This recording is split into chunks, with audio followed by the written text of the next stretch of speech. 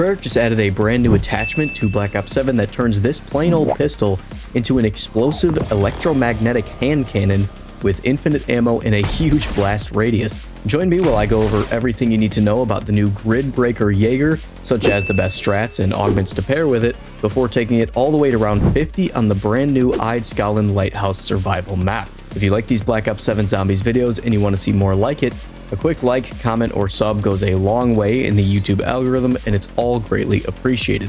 Regardless though, that's enough yapping from me. Let's just jump straight into how you can get your hands on this new attachment. Alright, week 1 of season 5, and here are the challenges for the brand new Jäger 45 Grid Breaker kit. This is what you're gonna have to do in Zombies specifically to go ahead and unlock this attachment. Moving on over to the gunsmith here, it's very complex, so make sure you pay attention to this next part, alright? We have a total of 3 attachments that you can equip because everything else is blocked. Starting with the barrel, obviously we are using the Grid Breaker barrel. This is the one that gives it that EMP blast, as well as also vastly improves your movement speed, it looks like. It also gives this weapon infinite ammo, by the way, but it does now have an overheat function, so you can fire about 2 or 3 times at the most before overheating, which doesn't sound like a whole lot, but when you see how this gun functions in the game, trust me, it's more than enough. It also says here on the right that it actually reduces our damage, which technically here on the stat sheet, it does reduce our damage by like 50% across the board. But I'm just here to tell you right now that is a complete lie. And again, you'll see once we get into the game, don't worry about what the stat sheet says about our damage. It's completely false. The same with our damage. Actually, you know what? Fuck everything on the screen because this is all wrong.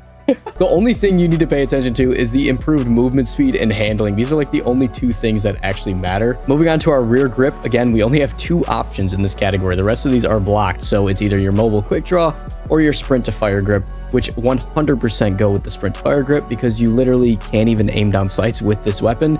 So having extra ADS speed is just useless. Go with the dash grip here. And then moving on to our laser, you have the steady aim laser and the handling laser. Those are your only 2 options here. Due to how this weapon functions, the steady aim laser that gives you better hipfire spread is completely useless on this weapon. So just go ahead and use the rapid sight motion laser because this is the only one that actually gives you any benefit, in which it'll give you a 30% sprint to fire speed improvement, which is actually kind of a lot. This thing fires almost instantly from the hip. Go ahead and look at that, 50 milliseconds. That is instant. That's basically instant. And that right there is the entire build. There's literally nothing else that you can change about this weapon besides its camo and its customization here. Well, without any further delay, we're going to go ahead and play on the Eidskallen Lighthouse survival map because there is an event going on right now for about 5 or 6 more days. And it's a leaderboard event for that map. So you go ahead and play that map, climb on up, and we can get a camo. Let me look at this camo. Oh, shit.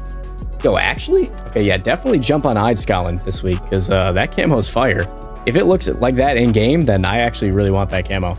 I do like the look of this gun. It's a little, I guess it's a little hard to tell the details since it's covered in rainbow unicorn throw up. But I mean, come on, this camo's sick, you gotta admit it. So if you've used this weapon in multiplayer, you know it just kind of shoots a little puff of electromagnetic energy or some, you know, futuristic shit like that. And it doesn't really do anything. But here in Zombies, it's got a very unique effect. If you get a whole bunch of zombies rounded up behind you in a nice big group, and you click the trigger once, they literally all explode. That was the entirety of round 1, done in 1 bullet. It's a little hard to tell because it goes off so fast, and it does detonate like literally right in your face. But when you shoot, it does spawn like a little electric explosion. But as you can tell, that overheat meter builds up really fast. 1 bullet fills up like 30-something% of the meter. So you got to be very careful. You can't really spam fire this thing. In fact, I might go ahead and turn on the rampage inducer like right now, just because this weapon does best when fighting large groups of enemies. Yeah, so it seems like it doesn't actually shoot the projectile. It just kind of like, when you click the trigger, just spawns it like wherever you're standing, which is actually a good thing and a bad thing. The bad thing is it means you have no range on this weapon. If you're distant at all from your target, it's not really going to hit anybody. But the good news is that also means you can hit zombies behind you. So if you shoot like this, you can kill all of those guys behind me.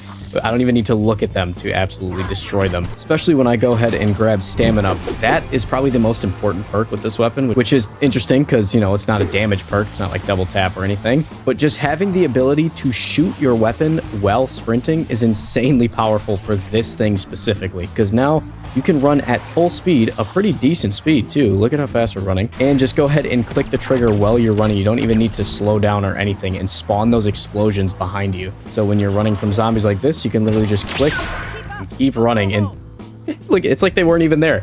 It's like they were never there. They just got erased from existence. In its default base form with no upgrades, it does 575 damage. And that 575 damage is very consistent. That's what you're going to be hitting 99% of the time, is that one body shot damage value. There's not a lot of multipliers going on here. There's no critical damage. So yeah, no damage fall off, no damage radius fall off, just one big number. All right, and with Pack Punch, we now double our ammo capacity to 200, which doesn't really mean very much. I mean, the ammo is going to regenerate faster than your overheat meter will anyways. And since it is Pack Punch, the overheat meter does cool down a lot faster now. As you can tell, it starts decreasing much quicker than it did before. And now instead of overheating after firing twice in quick succession, you can fire about 4 times, just like this. Here, is this like the whole round with the zombies? I think so. Can we kill them in 1 bullet? Okay, get everybody together. I mean, come on. And usually explosive weapons in this game have very limited ammo, like the Mustang and Sally and the rocket launchers and all that. But this thing has infinite ammo, which is a huge leg above every other explosive weapon in the game. So now I will admit, the one weakness with the grid breaker right here, basically single target damage. It's pretty bad. Just the DPS itself is quite terrible. It does get a little bit better later in the game, but as you can see against the Necropincer, it's definitely not killing him very efficiently. That's why if you are going to use this weapon, especially on a map with like elites, then make sure you use a tomahawk as your lethal equipment. I have a C4 like an idiot, but I should have put a tomahawk on, because that throwing axe tomahawk does a lot of damage to these Necropincers and to the elites. So it's a good combo to like throw an axe, pull the trigger, throw an axe, pull the trigger. That increases your DPS by a whole lot. It is like stun locking him though. Look at he's getting like stun locked like crazy. I mean, you can just take a look at my score feed and see. It's kind of hard to tell how many zombies you're actually killing just because they get literally deleted from existence. There's not even any body parts to show for it. But yeah, I mean, I'm on a 50 kill streak right now, so just by running around and clicking, not even aiming. Holy shit, yeah, look at this. 70 zombies? 75? Wow. I overheated it. Whoops. 79 zombies. Yeah, how much damage are we doing now with Pack 1 Epic Rarity? We're doing 3450. 3450 damage. Of course, if Retaliation activates, I do a lot more. Wow. That's a lot better than the Necropincer. Holy. Look if you just get stun locked. There we go. Yo, it's okay. Honestly, it's not that bad if you can stun lock them like that. Also, I have 28 grand worth of points. See, I'm just flying through these rounds. I don't even realize. Let's get Pack 2. I was thinking about turning off the Rampage Inducer, but honestly, maybe I should just leave it on. Not really like I'm struggling or anything. I'm missing like half my perks. Funny thing is, though, a lot of the perks on this gun actually just don't do anything, you know? I would love to give you guys a whole, like, perk and augment build, like with Deadshot Daiquiri and Double Tap and shit, but it doesn't work on this gun. Double Tap does nothing on this gun. Deadshot Daiquiri, unfortunately, does nothing on this gun. Even the Dead Point and, like, Dead Heat combo also doesn't work on this gun. I don't know why.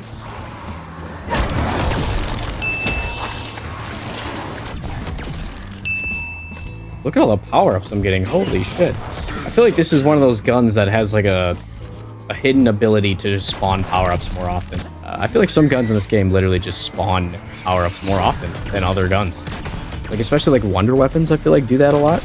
Again, I think that's just one of my crazy conspiracy theories. But you know what they say, the only difference between a conspiracy theory and the truth is a certain amount of time. Also, I have 5,000 salvage, so much because I got that free tool earlier, so I'm just going to go ahead and max this thing out already. There we go, there's tier 5 right there. It's legendary tier damage. We do have to get Pack 3 still, and then it'll be truly maxed out. See, it's so nice being able to shoot and not have to worry about all the zombies running up behind me. I can hear them running up behind me, but they're just getting eviscerated. I'm going to go ahead and buy a tomahawk now. I said I was going to do that earlier. I am going to go do that. Get rid of all these guys. Holy shit, I probably just got so many points. Yeah, look how much damage a single tomahawk does to the Necropincer. Dude, yeah, and now since I had double points during that entire round, I actually have enough for Pack 3. So I'm about to have a fully maxed out grid-breaking Jäger. We're definitely going to be punching above our weight, at least for a couple rounds here for sure. How much damage are we doing now? I think that was 23,000. I think Retaliation was activated, though, so I think it's actually 18,000.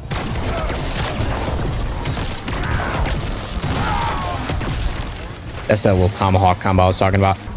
burst mode. Yeah, we got much better with the tomahawk. Yeah, definitely jump on this. Get this attachment as soon as you can, because there's actually a very nice spot on this map specifically where this gun is going to do really good.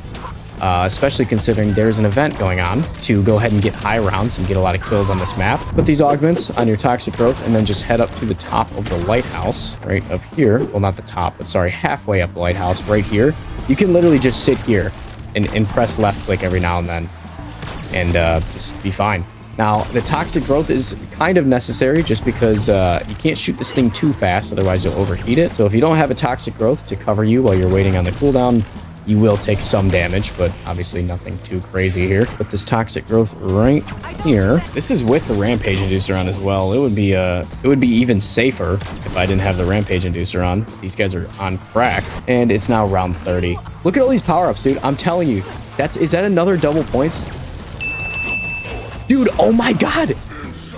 Did you see how many phantom max ammo at the end of it? Dude, I'm telling you, this is not a conspiracy theory. This is real shit. Put your tinfoil hat on, bro. I'm telling you, some guns, they just spawn power-ups. There's another one over there. What is going on? I just got like 8 power-ups in one fucking... I mean, yo, I'm honestly convinced. I convinced myself now. This is not a conspiracy theory. That's just actually how the game works. It has to be.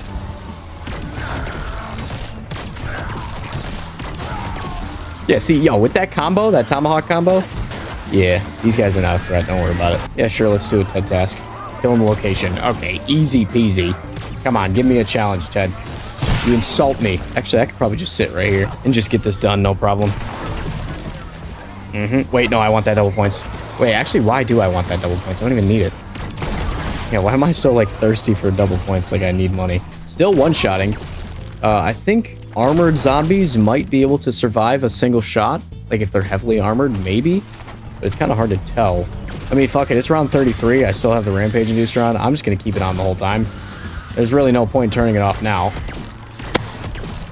Yeah, the armored zombies are surviving the shot now. I think it takes 2, maybe even 3, actually. I'm not too sure. I'm thinking 2, though, on the heavily armored zombies. Everyone else is still dying in one shot, though.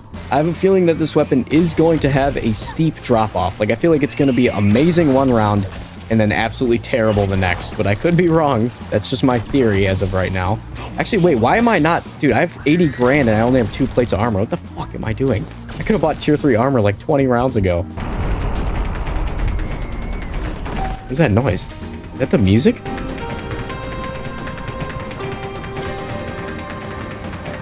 No, genuinely, what is that? You guys heard that, right? I'm not tweaking. I've had the rampage inducer on this whole game, though, and we've been cruising pretty smooth. I will say, we've been cruising.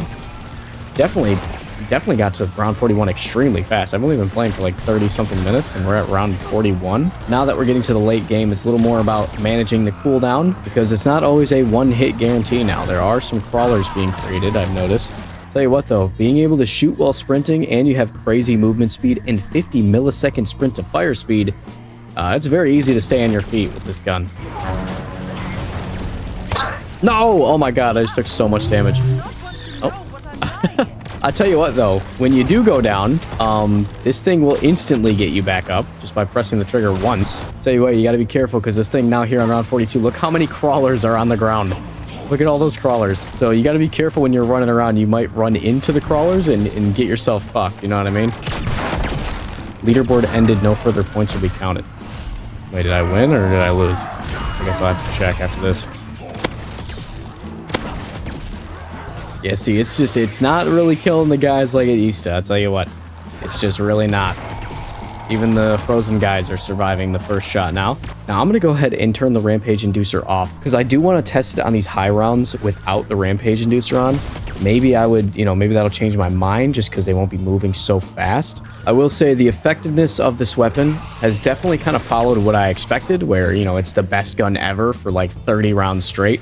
And then as soon as you get to about round 40, it falls off pretty decently hard. I mean, it's definitely still effective, but it takes a lot more skill to make it work now, I will say at this point. Like, if you don't have good movement, you are going to get shit on if you're using this thing. You bitch. There we go. Yeah, it was untouchable.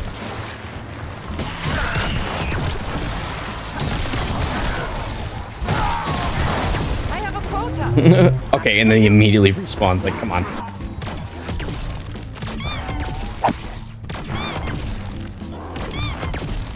Holy shit. Yeah, I'll tell you what, in terms of if it's fallen off, I mean, against a single target, what was that, 4 or 5 shots? But yeah, here on round 50, it's, yeah, it's not really doing the damage that it used to be doing. That's no question about that. Now, it's still actually oddly effective just because of how big the damage radius is. So if you keep corralling them all up into a circle, you can still kill a very decent amount of zombies with very few shots. As you can see here, I've just killed like 24 zombies. It just now takes a lot more time and effort to actually achieve those crazy kill streaks. Tell you what, if you plan on using this weapon in curse mode though, do not use the bus relic with this weapon, because just from my time using it here and understanding how it works, and the only reason it's effective here in these late rounds is because you can finish off those low health enemies that you've been dealing damage to over and over again. If you're using the bus relic and they're healing their health back before you can finish them off, this thing's gonna do literally negative damage. It'll feel like you're healing the zombies.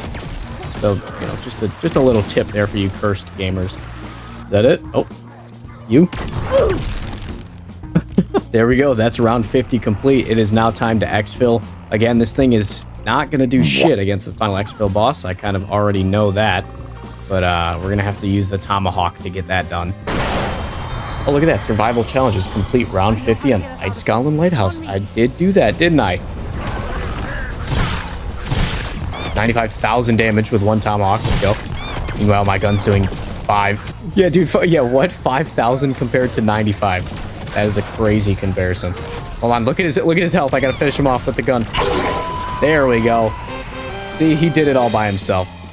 Just cut all that other footage out. 58 minutes to get to round 51. Yeah, maybe I'm crazy, but that was a fast fucking game. I do also want to look at the event. Did I like earn anything in the event? Wait, fuck. Did it not count because I didn't leave the game? Oh wait, it says processing rewards. Oh wait, never mind. I can't read. It says that right in the middle. Okay, well, I don't know. It's processing my rewards, I guess. So I guess it's a mystery. Oh, tune in next time to find out if I fucking earned anything from this event. Regardless, if you enjoyed this video, you know what to do. Quick like, comment, subscribe. Any engagement like that helps me out a ton, and it tells YouTube that this is a video worth showing to more people, and it's all greatly appreciated. Regardless though, thank you for being here. Thank you for watching. I will see you guys in the next video. Peace.